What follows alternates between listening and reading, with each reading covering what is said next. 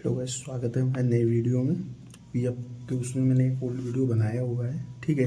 ये आप पार्ट 2 समझ लीजिए, क्योंकि पीएफ पे थोड़ा लॉन्ग हो जाएगा, ठीक है। वीडियो थोड़ा लॉन्ग रखना पड़ेगा, इसलिए शॉर्ट शॉर्ट करके आपको मैं 2 3 4 वीडियो दे दूँगा, ठीक है, जिससे आपको बहुत अच्छे से समझ में आ जाएगा, ठीक है। अभी हम सीखेंगे डिसएडवांटेज ऑफ लीडिंग पीएफ, ठीक है। पीएफ माइनस में होने का नुकसान, ठीक है।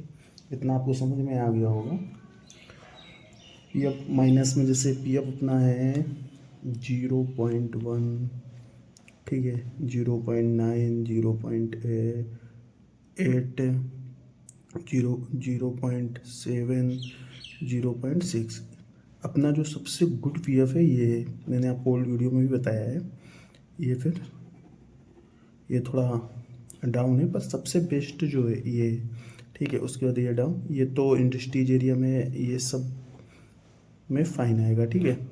इसको थोड़ी देर के लिए भूल जाते हैं और हम अभी समझते हैं कि पीएफ अपना कम होता ही क्यों है। सीधी सी बात हम समझते हैं, पीएफ अपना कम होता ही क्यों है, ठीक है। और पावर फैक्टर क्या होता है, इस पर भी मैं थोड़ा आपको बता देता हूँ। पावर फैक्टर, ठीक है। पावर फैक्टर में इंडक्टिव लोड होता है। पावर फैक्टर अपना क्यों कम होता है? Inductive load. एंड अभी इंडक्टिव लोड क्या होता है, आप लोगों को ये भी नहीं समझ में आ रहा होगा। इसका भी मैं आपको थोड़ा सा बता देता हूँ। इंडक्टिव लोड मतलब जैसे जो चीज़ चलने के लिए मैग्नेट बनाती है, समझे आप, मैग्नेटिक फील्ड। इंडक्टिव लोड का मतलब क्या हुआ? इंडक्टिव लोड का मतलब क्या हुआ? मैग्नेटिक फील्ड, मैग्नेटिक फील्ड बनाती है, ठीक है। मैग्नेटिक फील्ड अपना किस में बनता है? जैसे कि मोटर है। मोटर को मैं आपको पहले भी बता चुका हूँ, मोटर अपना कैसे चलता है। ये अपना मोटर है, मोटर के बीच में ये दूटर हो गया, ठीक है, ये पुल्ली हो गया। ये जो इसका वाइंडिंग होता है, ठीक है, आप लोगों को अच्छे से समझ में आ रहा होगा। ये जो वाइंडिंग होता है, जब हम इसको सप्लाई देते हैं तो ये क्या करता है, एक मैग्नेटिक फील्ड बनाता है, ठीक है। ये इससे मैग्नेटिक फील्ड बनता है, जिसको हम रिएक्टिव करंट भी बोलते हैं। ये रिएक्टिव करंट यूज करता है, ठीक है। जैसे कि हमने माना, कोई एग्जांपल के तौर पे मैं आपको समझाता हूँ। जैसे कि एक 10 एम्पियर अपना मोटर ले रहा है, ठीक है। पावर फैक्टर अपना ख़राब क्यों होता है, मैं आपको ये समझाना चाह रहा हूँ। आप भी हो सकता है समझ भी रहे हो। इंडक्टिव लोड हुआ। इंडक्टिव लोड अपना क्या होता है? मैग्नेटिक फील्ड जो बनाता है, उसको हम इंडक्टिव लोड कहते हैं। मैग्नेटिक फील्ड अपना क्या बनाता है? मोटर बनाता है। तो ये मोटर है जो, जैसे हमने माना एक 10 एम्पियर एक मोटर ले रहा है, ठीक है। इसमें से 10 एम्पियर मोटर में से 5 एम्पियर और 5 एम्पियर हम पकड़ते हैं। ये अपना एक्टिव करंट के लिए ले रहा है, ये अपना रिएक्टिव करंट के लिए ले रहा है। आपको जैसा मैंने बताया, रिएक्टिव करंट क्या होता है? रिएक्टिव करंट जो होता है, जो अपना ये जो अपना मैग्नेट बना रहा है, ये जो अपना कॉइल है, ये कॉइल से मैग्नेट निकल रहा है, मैग्नेट बना रहा है। और मैग्नेट जो बन रहा है, जो मैग्नेट बनने में जो अपना करंट खर्चा हो रहा है, उसको हम रिएक्टिव करंट बोलते हैं, ठीक है। रिएक्टिव करंट बोलते हैं।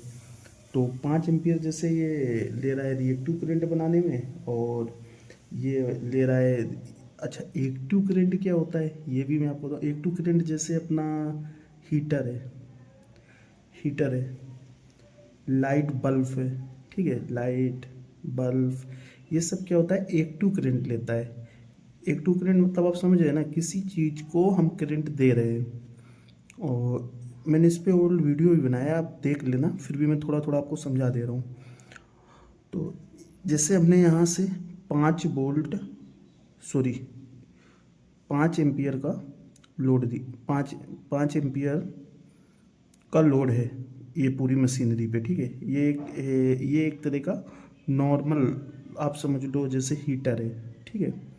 ये 5 एम्पियर का है, इसमें हम जो भी दे रहे हैं ना 5 एम्पियर का है, तो इसमें जितना ले रहा है ये डायरेक्ट ले रहा है। ये कोई मतलब ऐसा नहीं है ना जैसे इसमें कि मैग्नेट बना रहा हो, तो इसमें कोई रिएक्टिव करंट नहीं है। जितना करंट है टोटल एक्टिव करंट है। जैसे जो अपना बल्ब भी जल रहा है, जैसे ये अपना बल्ब है, तो बल्ब भी जल रहा है, तो बल्ब को हम जितना दे रहे हैं, अगर 9 वाट का बल्ब है तो वो 9 वाट करंट ले रहा है, तो 9 वाट का प्रकाश दे रहा है, लाइट दे रहा है, ठीक है। ये सब अपना एक्टिव करंट होता है। और रिएक्टिव करंट कौन सा होता है? जो मैग्नेटिक फील्ड बनाता है, ये मैं आपको बता चुका हूँ, ठीक है। इतना आपको अच्छे से समझ में आ गया होगा। अभी हम इस रिएक्टिव करंट को पीएफ से लिंक करते हैं, ठीक है। रिएक्टिव करंट को पीएफ से लिंक करते हैं। अब देखो, जैसे ये अपना ग्रेड सप्लाई है, ठीक है। ग्रेड सप्लाई है, आपको समझ में आ रहा होगा। ये ग्रेड सप्लाई है, ठीक है। ये इससे RYB आया, ठीक है। ये अपनी मोटर है। अभी ये जो सप्लाई आ रही है वो रिएक्टिव, ये मोटर तो रिएक्टिव करंट भी ले रही है और ये एक्टिव करंट भी ले रही है। तो जो रिएक्टिव करंट अपना है, जो रिएक्टिव करंट है, जो मैग्नेट बनाने पे ये जो करंट ले रही है, वो करंट क्या करता है? पावर फैक्टर को डाउन कर देता है, ठीक है। जो ग्रेड सप्लाई ले रहा है मोटर, उसको डाउन कर देता है, जिससे हमारा क्या होता है? पीएफ खराब हो जाता है। खराब का मतलब पीएफ डाउन हो जाता है, 0.8, 0.7, 0.6 ऐसे हो जाता है। जब ये सिचुएशन आ रही है तो हम क्या करेंगे? रिएक्टिव करंट को मैनेज करने के लिए हम कैपेसिटर लगाएंगे, ठीक है। कैपेसिटर एक लगाएंगे हमने, जैसे कि 12 kVA का कैपेसिटर लगा दिया, उससे अपना ये मोटर, तो इसमें क्या होगा? इससे अपना पीएफ क्यों सही होता है? कैपेसिटर लगा देंगे, पीएफ कैसे सही होगा? ये चीज़ को समझने के लिए आपको एक चीज़ समझना होगा। ये जो अपना कैपेसिटर होता है, ये वर्क कैसे करता है? ये कैपेसिटर से जब ये मोटर रिएक्टिव करंट लेगी ना, तो ये रिएक्टिव करंट ये कैपेसिटर दे देगा, जो कि ये ग्रेड सप्लाई से इसको नहीं लेना पड़ेगा।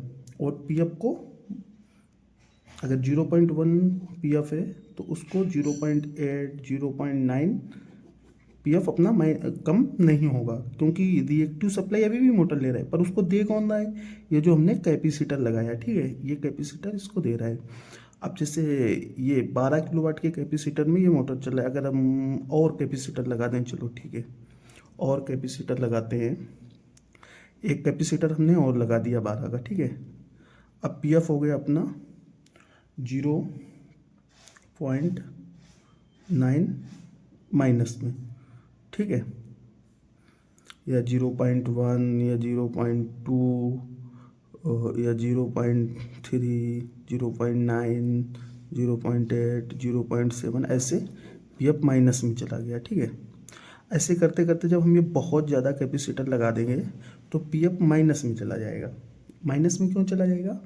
क्योंकि मोटर अपने को एक ही चला रहे हैं, रिएक्टिव करंट इसमें बहुत ज़्यादा हो गया है। रिएक्टिव करंट बहुत हो गया, उतना मैग्नेट बनाने में, मैग्नेटिक फील्ड में मैग्नेट बनाने में उतना रिएक्टिव करंट खर्च नहीं हो रहा है। और आप लोगों ने एक चीज़ और देखा होगा, जो अपना इंडस्ट्रीज एरिया का मीटर होता है, उसमें मीटर में एक KVARH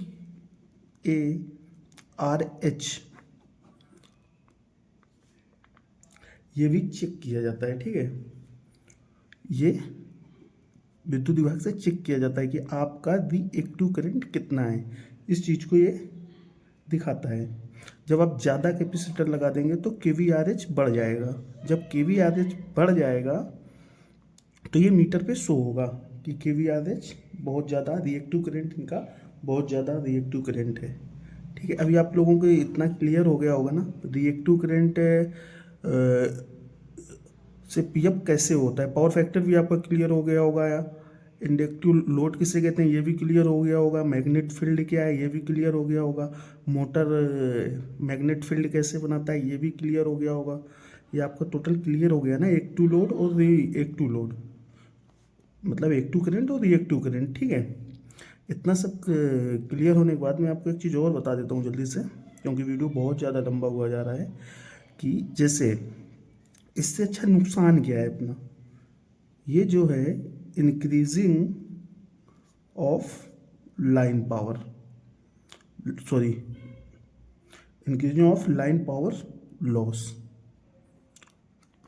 ठीक है, पावर लॉस तो आप समझ ही गए ना, जब इधर से बहुत ज़्यादा कैपेसिटर लगा दोगे रिएक्टिव करंट उतना होगा नहीं, मोटर लेगा नहीं मैग्नेट फील्ड बनाने के लिए, तो पावर को लॉस होगा।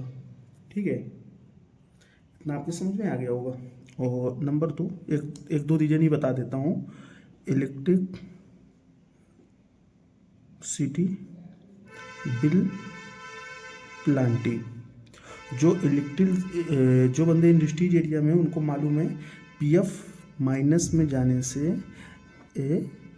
मीटर का केवीआरएच बढ़ेगा, तो जो भी आपका मीटर टेस्टर आएगा जो मीटर टेस्ट करेगा या मीटर रीडिंग देखने वाला आएगा, बिल बनाने वाला आएगा, वो क्या करेगा केवीआरएच की वैल्यू जब वो बढ़ा हुआ देखेगा, अरे केवीआरएच तो इनका बहुत अधिक है, तो वो क्या करेगा प्लांटी लगा देगा इसमें, जो आपका बिल बनेगा उसमें प्लांटी लग के आ जाएगा।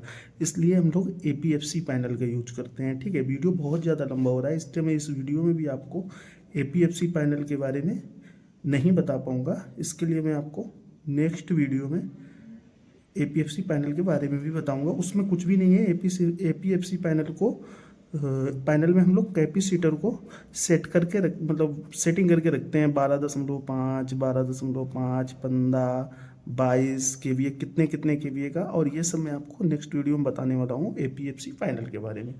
ठीक है, उम्मीद है आपको वीडियो अच्छा लगा होगा। ठीक है भाई, अपने भाई को सपोर्ट करो, आपको 100% रियल नॉलेज ही जो दूंगा वो रियल ही दूंगा, जो मेरा खुद का एक्सपीरियंस है। ठीक है, तो आप बेफिक्र होकर आप इधर उधर आपको कोई वीडियो ढूंढने का ज़रूरत ही नहीं है, आप अपना वीडियो देखिए जो 100% सही रहेगा। ठीक है भाई, चलता हूँ, बाय बाय, मिलता हूँ नेक्स्ट वीडियो पे।